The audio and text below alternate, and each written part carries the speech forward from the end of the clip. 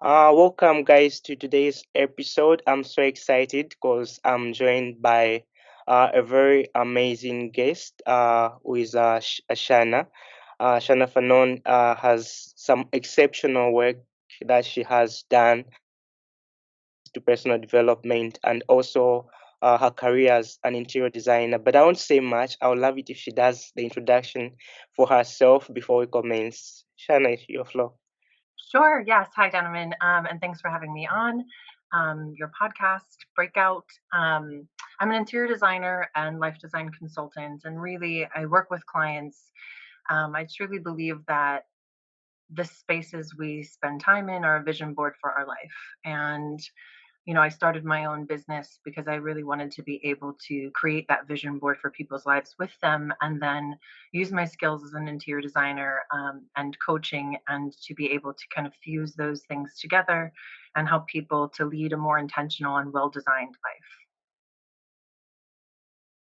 Wow, that's really amazing. So, like, with reference to your career as an interior designer, did it start at an early stage, or were you forced into a profession, or it was an interest that you had for a very long period, and you just decided to to pursue that passion or that career path?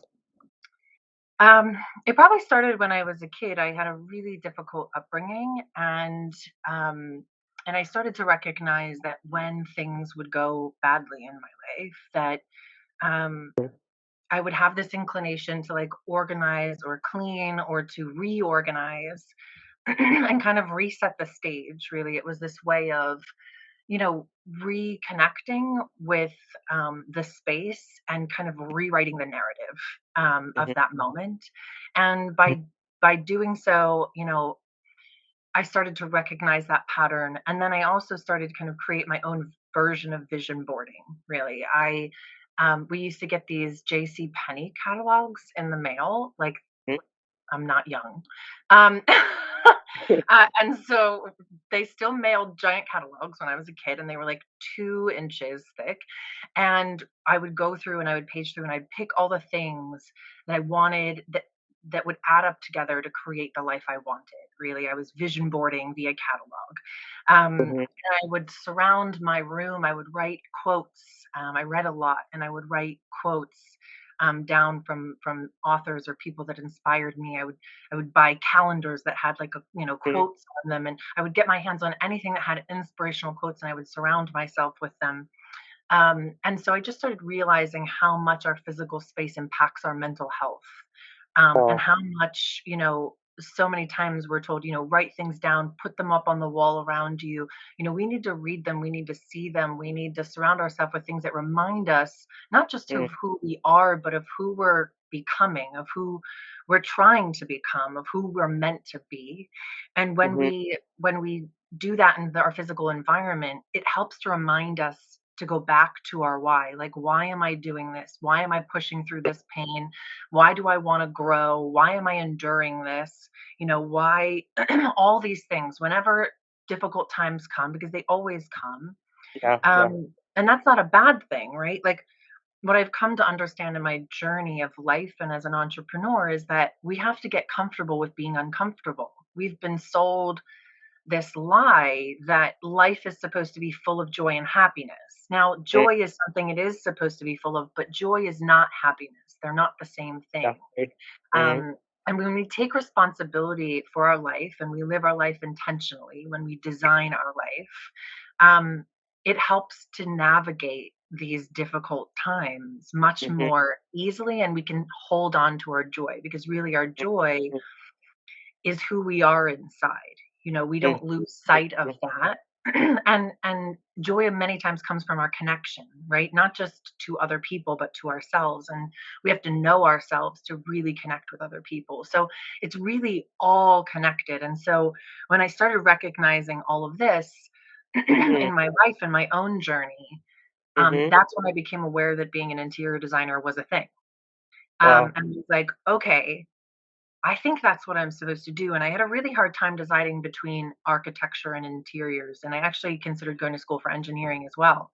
Um, Mm-hmm. And I ultimately decided on interior design because I recognized that neither engineering or architecture actually focused on teaching you the interior, right? And that is where we as Uh, human beings have the most interaction.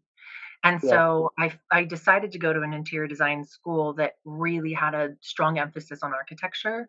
And so Mhm, many of our projects were entirely architecturally based, and one of my teachers was an architect. mhm. And so I was able to embrace all of these different aspects of all of Wow. these things that were part of my journey and really infuse them into being an interior designer and really a life designer, really helping people to recognize who they really are and then us being able to express that in physical Hmm. Wow. form. That's really, really amazing. Now, there is, with reference to what you've said, there's an interesting point where you said us really getting to know ourselves. Yeah, And the I looked up some of your work. You are someone who has this interesting view to say you are not supposed to be owned by someone, that this is mine, but yeah, you are owned by yourself. yeah. How, when did you realize that during the course of your discovery to say, I think I'll do interior design, or is that a lifelong process that even now No, you're trying yeah. to work into? Lifelong, absolutely lifelong. I grew up in an excessively conservative Christian household, Mm-hmm, very dogmatic, very principled. mm-hmm, But then I saw that who who I was being told I must be mm-hmm, was not the behavior I was seeing reflected in the people around me telling me that mm-hmm, this is what you must do, this is how you must behave. You're not supposed to show your body. You're not allowed to you're not allowed to do anything that might get a man's mm-hmm, attention until you want to get married. You're not allowed to really connect with your own body in any way. It belongs to your parents, and then it mm-hmm. belongs to your husband. Husband, yeah. And then I started really diving into intersectional feminism Mm-hmm, and um, into the foundations of America, which is oppression. um, and I know it's a sensitive subject for many people, but the foundation of America is oppression, and of women, of children, and of minorities. mm-hmm, Um, and um, trying to tread lightly. um, when you start researching and understanding feminism, there's a reason why feminism and racism belong in the same conversation and must be abolished together. mm-hmm, mm-hmm. Um, What do you mean? the the um, the laws in America around marriage and family are Mm-hmm, the same laws that were used, almost copied verbatim, mm-hmm. to justify and legalize slavery. Right? Yeah. They were they were copies of each other. Mm-hmm, And when you come to understand that the foundation of marriage in America is mm-hmm, about ownership of the woman's body, right? And the mm-hmm, foundation of America is about ownership of whoever you classify as other in that moment, which at the foundation of America was Black people. mm-hmm. You realize that those two things, they're about ownership, right? Yeah. There's so much of our culture that is about ownership. To Mm-hmm. be someone, I must possess money, power over someone else, Over right? someone else. Um, and when you really sit with that, right? And you take ownership of that and you understand that, you Mm-hmm. understand that it's not true. You cannot own another person. They never belong to you, right? That's why Yeah. divorce is so high. People pretend like divorce is so high because people don't love God enough. No, they just love themselves enough to know that the lies they're being told aren't true. I don't I don't I don't need to submit myself to someone else. I Yeah. don't have to live miserable in this life so that you can be happy. But are you even happy by dominating another person? No, you're not. because you forfeit your own Yeah. humanity when you take someone else's, when you make someone else or something else other, because we are all intrinsically connected. We are all inextricably, as Brene Brown would say, we are all inextricably connected. And that's not just human beings, it's the earth, it's the planet. We all are, it's symbiotic. We cannot exist without one another. If the grass all dies around the world, or the trees all die, that affects us all, right? We Yeah. all exist together in this ecosystem. And when we understand the ecosystem doesn't just apply to plants and animals, it applies to us as human beings. That everything Wow. we do has a ripple effect into every other aspect of not only our lives, but everyone else's and everything else's. We Yeah. understand that if I love you, then I Mhm. do not need to hold you. I don't Mhm. need to capture you. I don't need to put a ring on your finger and pay a ton of money for it to show Mhm. everybody how powerful I am, right? Because a giant engagement ring has nothing to do with the woman who wears it, but everything Wow. to do with the person who put it there. Mm. Male, female, other, it doesn't matter. It has everything to do with the person who put it there, showing off how much money they have in their bank account and that they spent all that money to buy that person, right? Wow. And even, oh, I'm getting passionate about this. Even I'm very passionate about this. So you asked the right or perhaps the wrong question. Um, Even our ceremony around marriage is real messed up, right? So when you think about it, that traditionally, specifically marriage, like traditionally in America, marriage is male female. So I'm just going to use that as an example in this moment, Yeah. Yeah. because that's where this all started, right? Mhm. And so when you see and understand that the whole ceremony is around a woman being given away, Mhm. right? Mhm. Think about that. What does that mean, right? When something is given away, that means it is a possession of Position. someone else, Yeah. right? So a woman, in this instance, a woman is possessed by her parents, or more specifically her father, because she's typically not given away by her parents, although Mhm. many people are changing that, right? Yeah. But traditionally, a woman is given away by her father, whose last name she has, right? You don't take on your mother's last name, you take on your father's last name because ownership is by a Yeah. man. Yeah. Traditionally, right? We're again coming back to that metaphor. And so traditionally, the man owns his wife and Is what. his children, and they are his possession to do with as he chooses. And then he chooses to give her away. He must give his blessing Mhm. for her to be given away. Mhm. He walks her down the aisle and hands her to her new owner, her Mhm. husband, Yeah. right? And now she takes his last name and he puts a giant ring on it to prove that he's got enough money to take care of this possession slash burden, Mhm. which then she is this possession that must care for him both physically and emotionally, Mhm. because men are typically not asked or expected to be or have much emotional intelligence Yeah. traditionally. Mhm. They're being asked to now, but that's a whole nother subject. Mhm. um, and then, he's just supposed to provide the money, right? He doesn't get to be human, he just gets to be the bank account, and he gets to be the possessor. And so all of these things are kind of wrapped up and tied together into me understanding that ownership Mhm. has to go. It Mhm. is when we truly love something that we can open our hand, right? When you close your hand around sand, Mhm.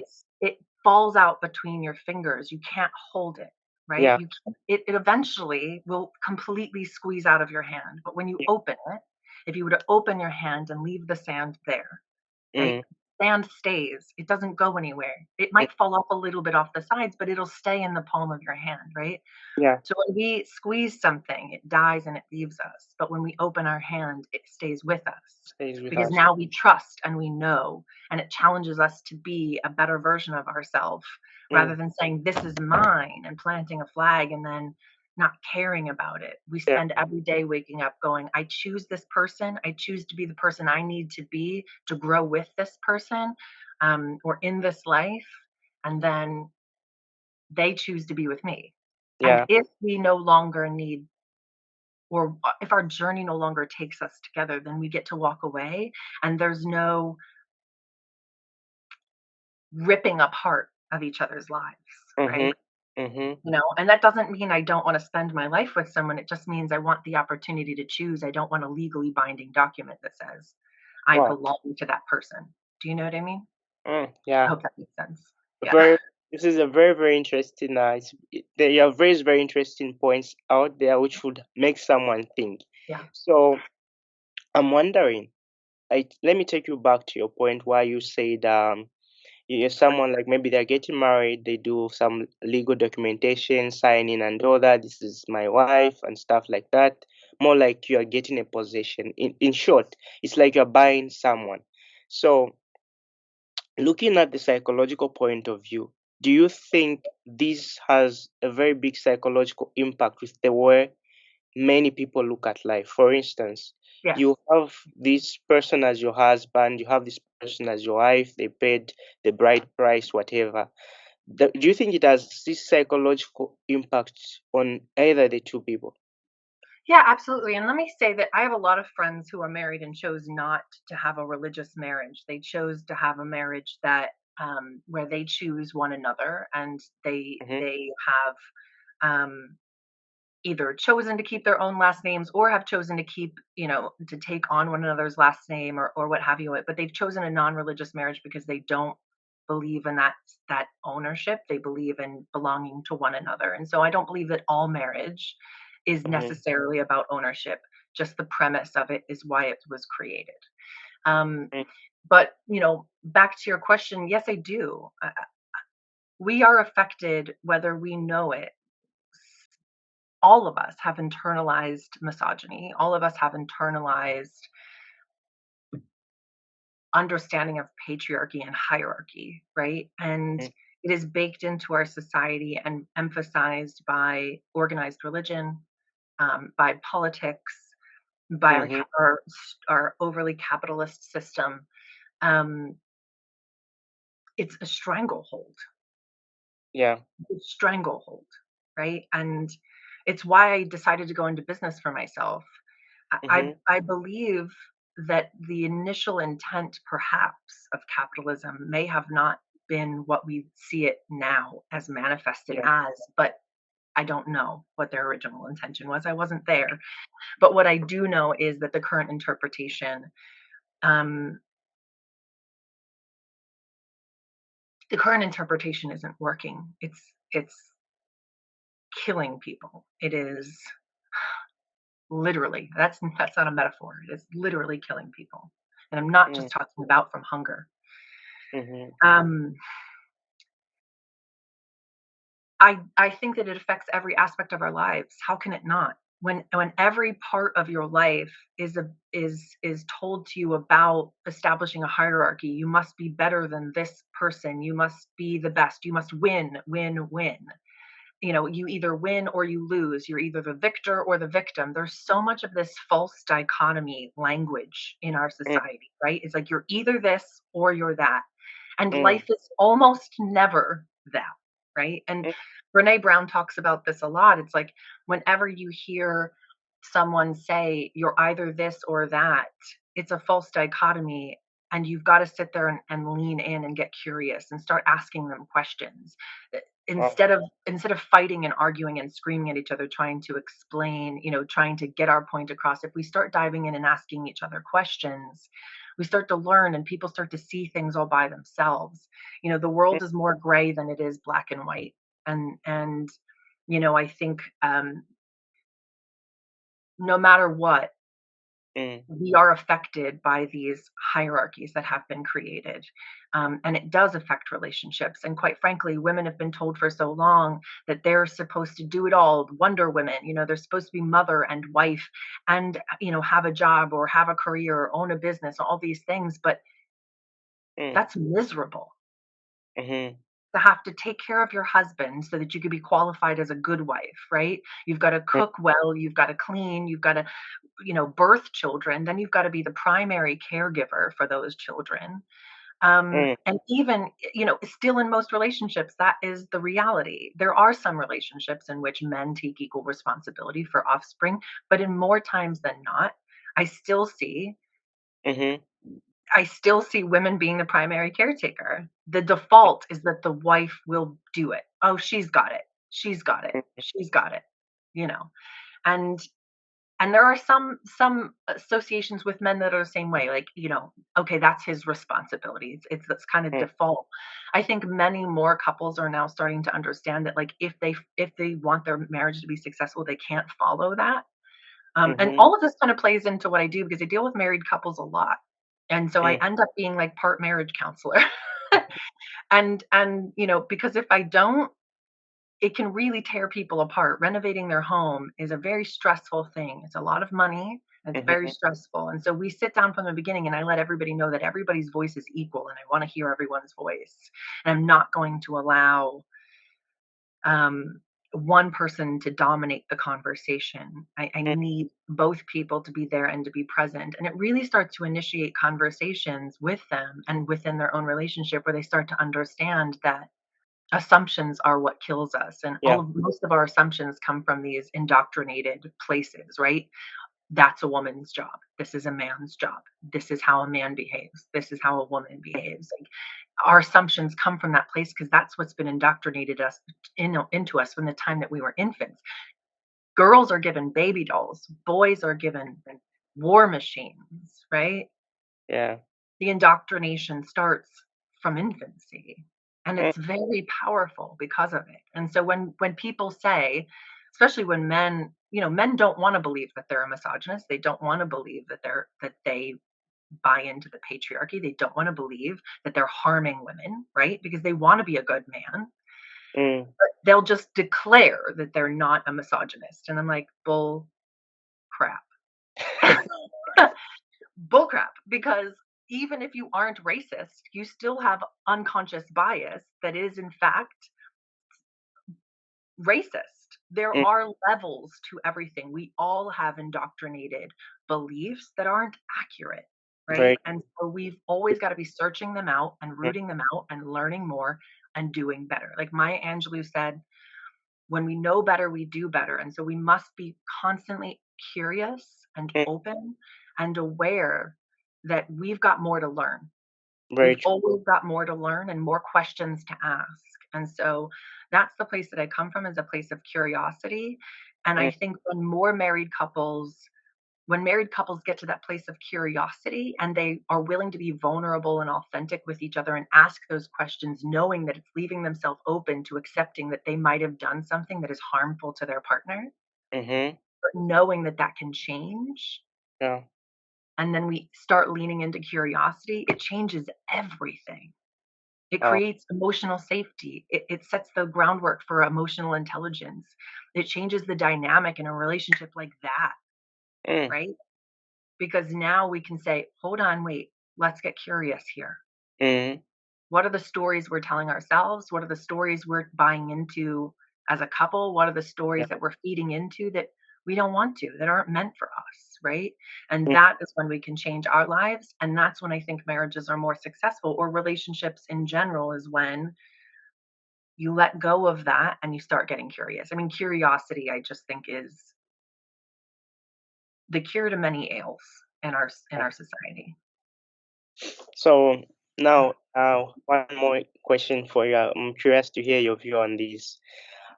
You had mentioned the thing of society giving, for instance, titles to some people. For example, this hierarchy which is already in society. Yeah. Now, do you think, talking of people trying to develop other aspects of their lives, like for example, their personal lives. For instance, I think, if unless I'm mistaken, you can correct me, but I think according to your explanation, you are one person who doesn't want to be, for example, labeled, for example, as an interior designer or as just an entrepreneur.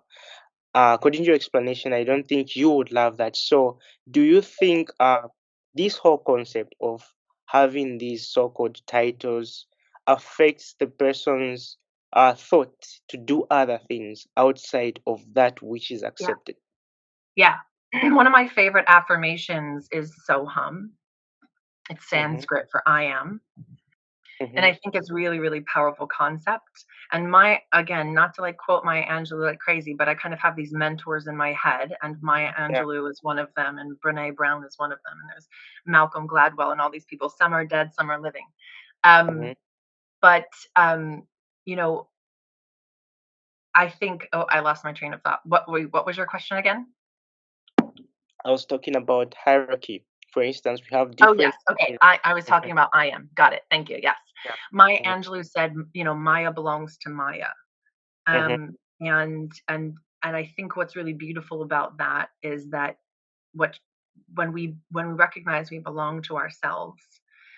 Um, Mhm. and she also has this really beautiful quote that I literally have on my vision board right in front of me. And she says, "You're only free when you realize you belong no place. You belong every place, no place at all. The price is high and the reward is great." And I think when we can break that out and recognize that categories are also a place, they're a Mhm. placeholder, right? And when we can let go of categorizing, and I think that's really where our society is moving towards, and so many people are pushing against it because they've benefited from hierarchy one way or another, either by playing Mhm. the victim or by playing the victor. um, when we can let go of categories, then we just get to be ourselves. We get to embrace our uniqueness. And when we can fully embrace our uniqueness, Uh, we fully embrace others and we create space. We don't just fully embrace others, we create space for others to mhm. embrace themselves, right? We Yeah. take up more space and at the same time create more space for others to do the same. And when we recognize that space is infinite, right? Mhm. Literally, the universe is infinite. So there is an infinite amount of space in this Mm. world, right? Yeah. When we recognize that, and we don't have to categorize ourselves or others, because categories require us to take up less space, right? Mhm. Yeah. Right? A category is within a box, and Mhm. you must fit yourself within this box. If you don't fit in this box, well, you're not in this category. You don't belong Yeah. here, right? And so I have a lot of friends who are multiracial, right? And many of them have had this very difficult struggle with, okay, so they might be kind of a light brown skinned person. They might be half black or half Asian, or half black and half white, or but they don't feel like they were ever accepted by Mm. either, right? So they're not Asian enough or white enough for white people, and they're not black enough for black people, right? And Mhm. again, I think that that is changing, but Yeah. it is a representation, it is a metaphor and understanding. For so many times we're like, you don't fit enough into this Mhm. category, so you've got to find another one. and Yeah. and my proposition is not that we create more categories so that more Mhm. people fit in more categories. It's that we eliminate the categories entirely. And instead of me being, hi, I'm Shana and I'm an interior designer, it's just, hi, I'm Shana and I belong to myself, right? And Mm. you don't get to define me, I do. And sure, you can define me, but I don't actually care about your definition of me, because your definition of me has nothing to do with me. And Mm. your opinion of me is none of my business. Wow. My opinion of me is what matters. And when I know myself and I embrace myself fully, then I know who in my life is there and supports me belonging to myself, and they're allowed in. And I belong with them, right? And they belong with me. Wow. That's a very interesting concept because I have observed this that many people out there are stuck in this whole concept of I am this.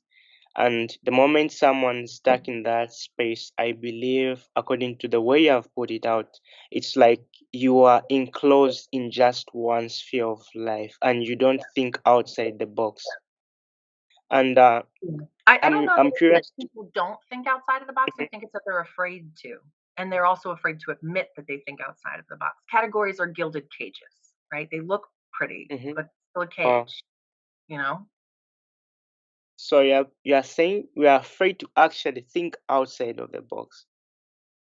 Yeah, I think that plenty of people think outside of the box. I think they're just afraid to say it out loud, to admit it, and to embrace it, Mhm. right? They spend so much of the time shoving it down because they realize the more they think outside of the box, the more they're going to be pushed out of the category, right? And Mm. because our lives, because many of our relationships in our life depend on how we categorize ourselves, Mhm. when we think outside of the box, we recognize that we are severing relationships Mm. because that's how our relationship structure is set up in many people's lives. Okay, you belong in this category, we can be friends.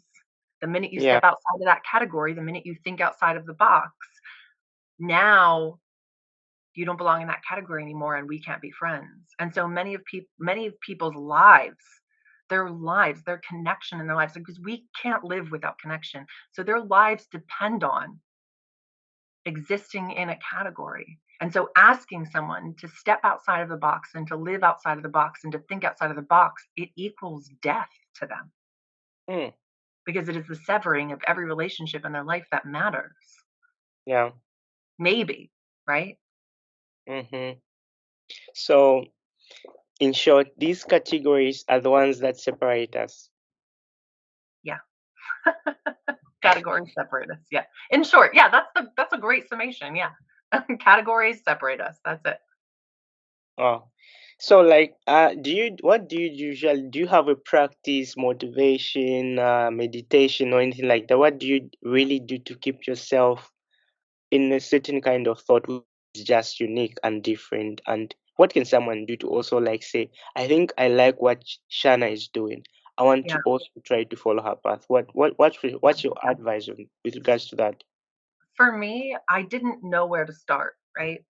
My life was surrounded by people who had no idea that I was surrounded by people whose lives I didn't want, period. I didn't want their lives and I didn't want to behave like them or have a life that looked anything like theirs.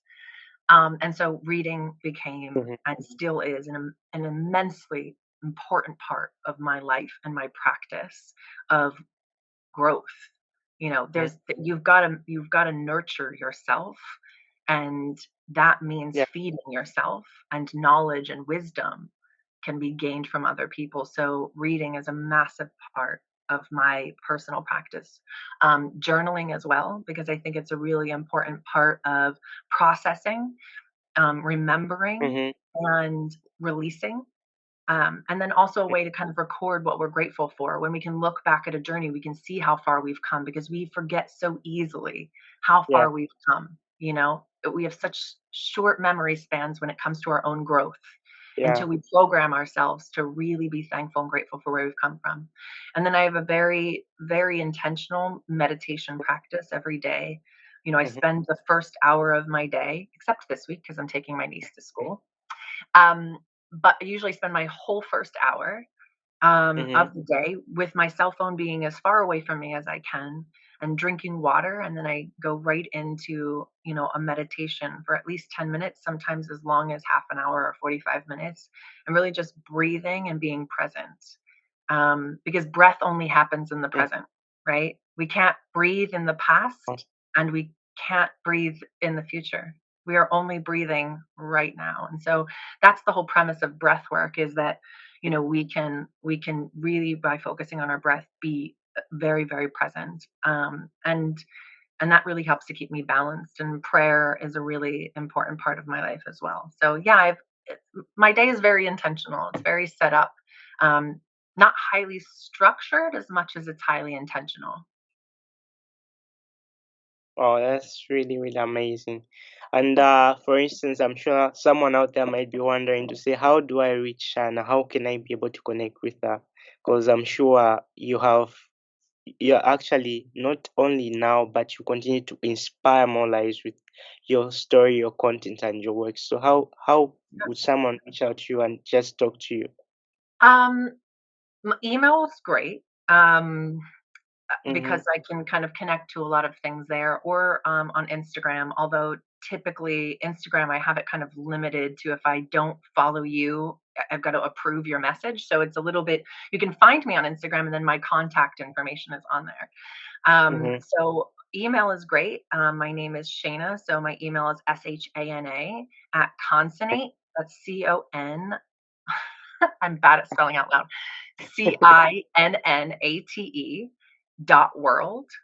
That's Yeah. my email. And then you can find me on Instagram. It's at Shana underscore Francesca underscore. And that connects to my business, and that's tagged into my business Instagram, and my contact information is there as well. All right. So you have a separate business page and a separate personal page, right? Yes, yes, yep. All right. No, like it has really been an interesting conversation. Would go on for hours Yeah, discussing this topic. yeah, But I would really love it to, if possible, we might even have part two of this conversation or yeah, something, depending on how things would go. Otherwise, this is a very interesting topic personally, because it makes someone think, and yeah, you have put it in in a place where you are supposed to sit down and think, am I really in the right spot of life? yeah, Am I really in this category? Am I being limited by being in this kind of category? So yeah. it has really been mind opening for me, and I'm Good. sure many people are going to be really inspired by this. Yeah, And I look forward for us to probably have even another section of it to simply just comment or discuss some of the comments that people are going to pass, and pass those questions to you. yeah. No, I really appreciate you having me. I think your questions were great, and I really appreciate the research that you did so that we could have this beautiful conversation. Thanks, Donovan. Thank you very much, and I'm delighted and humbled. Yes, thank you.